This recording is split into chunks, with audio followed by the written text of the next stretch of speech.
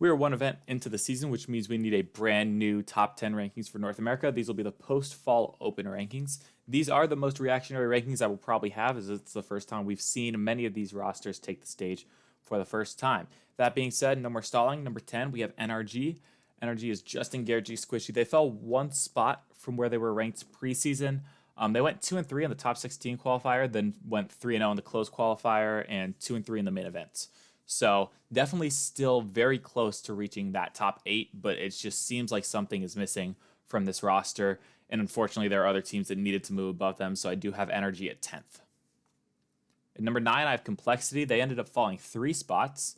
That's AJG, Razebull, and CRR. This team went 3-1 in the top 16 qualifier, but then went 2-3 in the main event. They had an 0-2 start, but managed to claw it back before getting reverse swept in round 5 by Optic. Unfortunately, CRR's dad was actually in the hospital the day before the event, so if you are a fan of this team, I wouldn't worry too much. They still are probably in a fine spot. They just need a little bit more catching up to do in the next 2 events. At number 8, I have Shopify Rebellion. They have moved up 2 spots. This is Memory, Parth, and 2-Piece.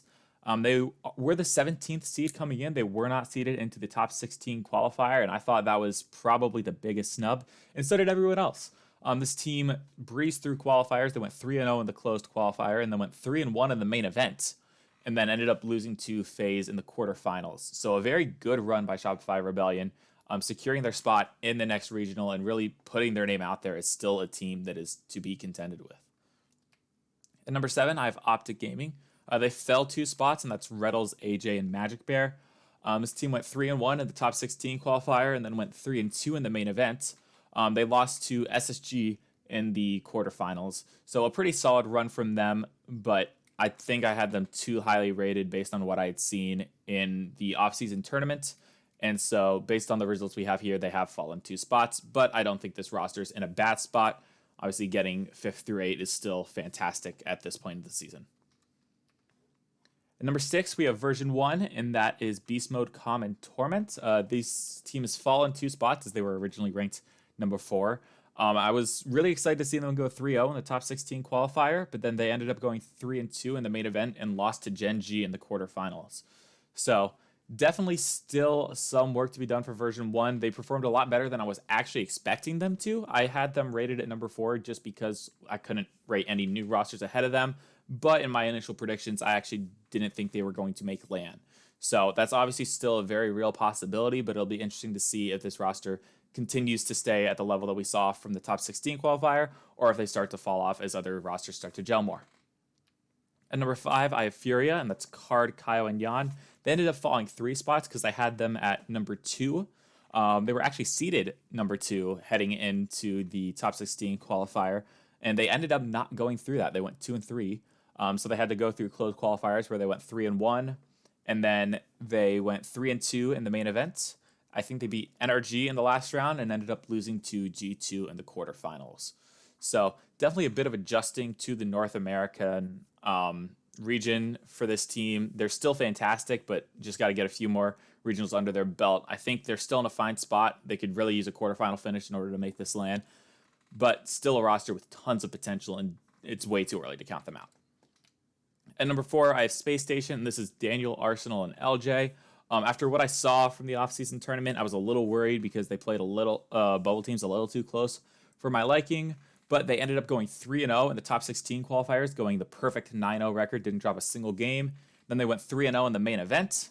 They ended up getting cooked by GenG in the semifinals, and so that was a tough watch as a Space Station fan, but this roster is really just popping off. They have 2 losses with this roster, and that being to Pirates on a Boat and GenG. So definitely a lot of potential for this roster, and they have jumped up 3 spots because of that. So Space Station, I have at number 4. At number 3, I have GenG. They picked up Stormtroopers from what the reference was last video. They were expected to do that, no surprise there. But this is apparently Jack, Nolly, and Chronic. They moved up 5 spots because I was just super impressed with their play throughout. They fell 1-3 in the top 16 qualifier, but they really pulled it back this weekend with a 3-1 closed qualifier and a 3-1 main event, as well as making it to the finals before losing to FaZe. They took out version 1 and Space Station on the way there. So a fantastic bounce back. My main question about this roster was Chronic, and he really proved himself that he can compete at that top level. Apparently, Jack and Nolly also fantastic talent. So this is another team to just really watch out for in North America. Number 2, I have G2 Esports. This is JNAF Chicago Atomic. This team went 3-1 in the top 16 qualifier and then 3-0 in the main event. And they ended up also getting cooked by FaZe Clan in the semis. So a tough end of the tournament for them. And I did have to drop them 1 because I'm guessing we all know who is at number 1 at this point. But G2 in a fine spot. Nothing to worry about for them. I have them at number 2. Number 1, FaZe Clan. They moved up 3 spots. It's First Killer, Cybical, and Mist. This team has not lost a tournament since becoming a roster. They won the offseason tournament, and they also won this one. They ended up going 3-2 in the top 16 qualifier, 3-1 in the main event, but they cruised through the final bracket, beating Shopify Rebellion, G2, and GenG. So fantastic run from them, and this is not a team you want to take lightly. FaZe Clan, I have at number 1 in North America. Some teams to look out for. I have Pittsburgh Knights on here now. The Knights went 3-1 in the closed qualifier and 2-3 in the main event.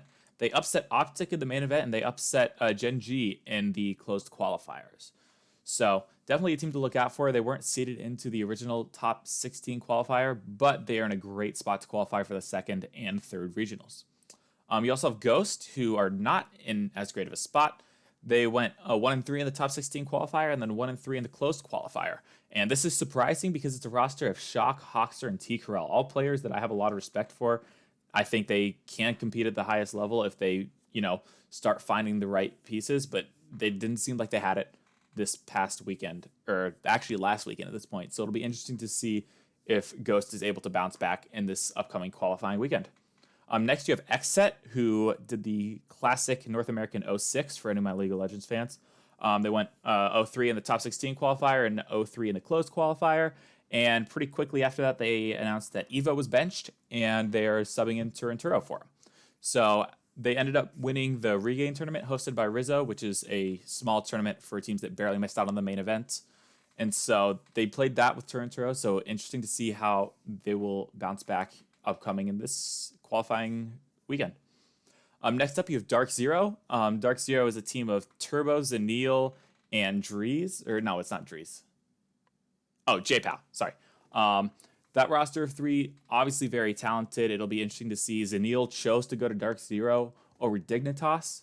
So it was interesting to see that. But Dark Zero was the 18 seed. They ended up going 2-3 in the closed qualifier. They lost to Seoul in that round 5, which Seoul is actually another team to watch out for. They are in a great spot to qualify for the second and third regionals as well. But it'll be interesting to see if Dark Zero can bounce back in this upcoming weekend.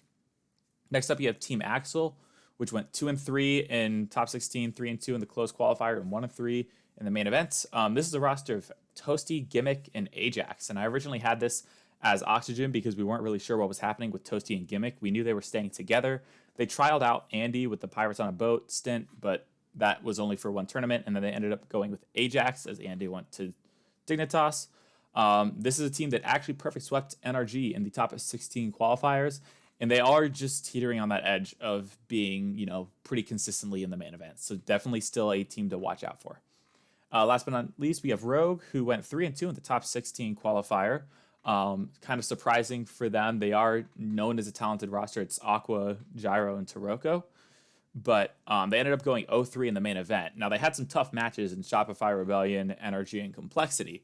So it'll be important to see how they do in this close qualifier in the upcoming weekend, as well as hopefully in the second regional, because I know this team has a lot more potential than 16th. And that's it. Those are my top 10 for the Fall Open. I will be back with Europe rankings here in a week after we see the first event, and that'll be another reactionary ranking, as well as in 2 weeks, I'll be back with the Fall Cup rankings. And yeah, that's it. Hopefully you enjoyed. Thanks for watching.